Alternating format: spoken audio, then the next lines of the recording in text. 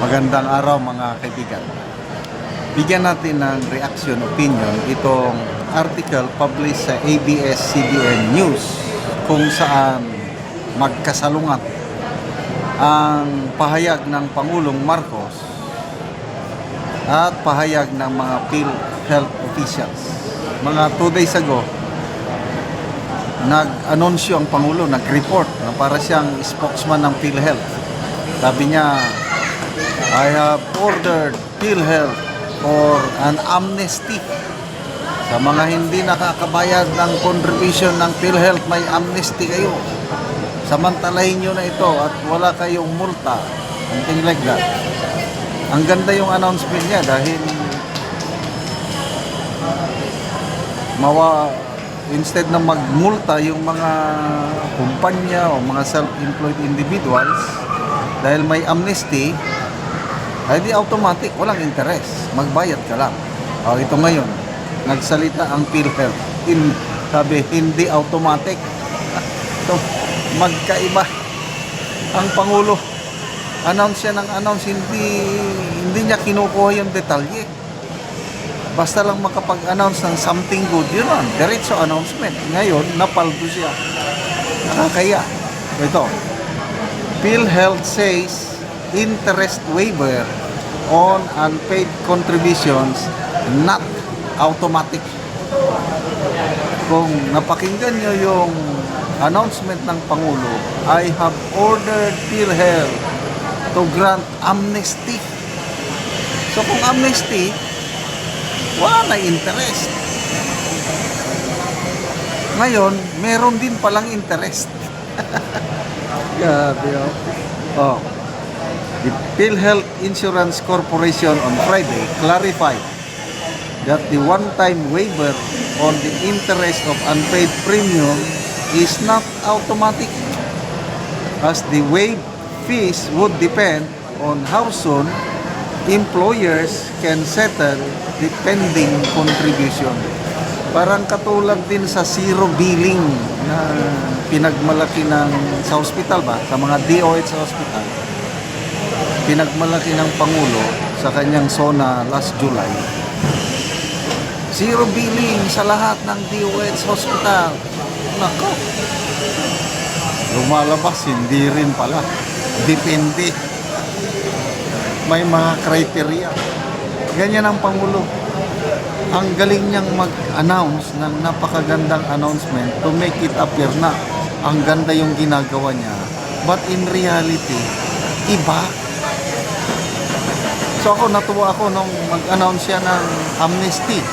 Wow, yeah, pwede na. Sige na, kahit matagal kang hindi nakabayad, walang interest. Kasi kung may overdue payment ka, malaki yung interest. O ito pala, depende sa inyong pagbayad. Kaya, those who can settle their unpaid contribution in 1 month from now, okay, will no longer have to shoulder the 3% interest penalty. So, wala rin eh. Bakit 1 month lang? So, effective kahapon kasi nag-announce ata kahapon. 1 month, bayaran mo kagad. Eh kung hindi ka nakabayad, wala. May multa ka pa rin. Yun ang katotohanan. 1 month. While those who will settle their obligation to the state insurer between 2 to 6 months will be penalized with a 1% interest rate, said PhilHealth Senior Vice President Israel Pargas. While those who will settle their unpaid contributions within 7 to 12 months will be charged with a 2% interest rate. Alayo. Kung ganito na sana ang sinabi ng Pangulo sa kanyang announcement, eh di mas maganda. Kumpletuhin mo. Reporter ka eh. Ano ba yung report ka ng report? Kulang-kulang man lang pala. Di, lalong napapasama. Di ba? O, litin ko 1 month. Makabayad ka kagad. So, no interest. 2 to 6 months, magbayad ka ng 1%. 7 months unto 1 year, magbayad ka ng 2%. Adi, walang way.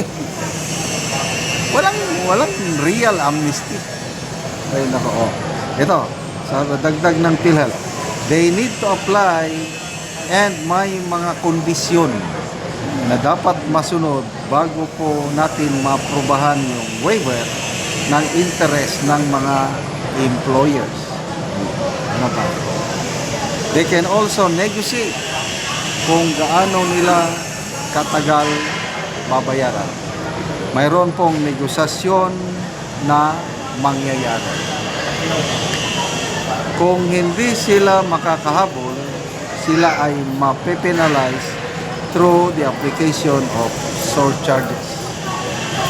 PhilHealth officials said those who wish to avail of the interest waiver will also have to meet the following conditions. Number 1, complete and updated employee information and company profile. Number 2, employee registration in Yaman ng Kalusugan Program or YAKAP clinics. Number 3, documentation requirements such as formal request letter and some identity documents.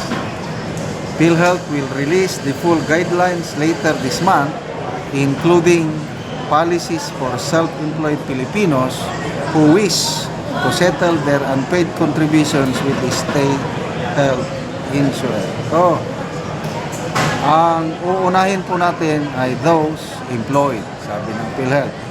We shall be coming out with a separate policy issuance for self-employed, pero ngayon po, it would be the employed sector na sa tingin natin aabot ng 300,000 registered employers na may premium lease contribution.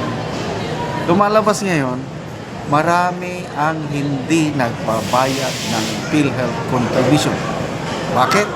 Marami ang dismayado sa serbisyo ng PhilHealth. Kung ako ang papipiliin, kung ako ang empleyado, wag na akong magbayad. Ipunin ko na lang yung monthly contribution ko. Pag nagkasakit ako, I have the full authority to withdraw yung savings ko at magbayad.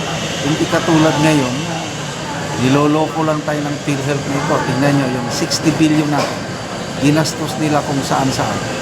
Flood control na walang katotohanan. Tapos tayo rin ang nagbayad ng another 60 billion. Kalokohan.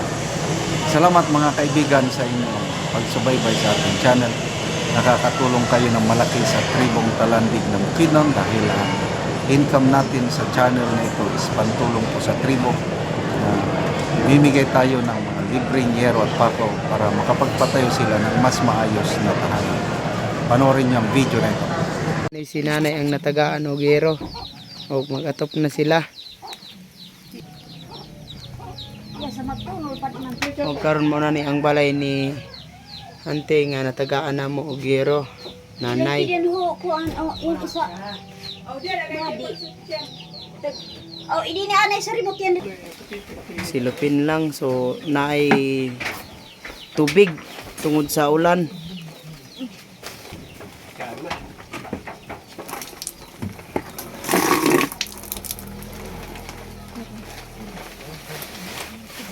Nani ang natagaan na mo og yero si nanay so silupin apan kuanan og tubig tungod sa ulan.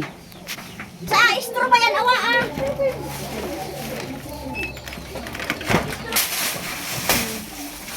Tina pa no. Tina pa. Ito pa pala yung isa. Yan pa sa diyan. Kahay.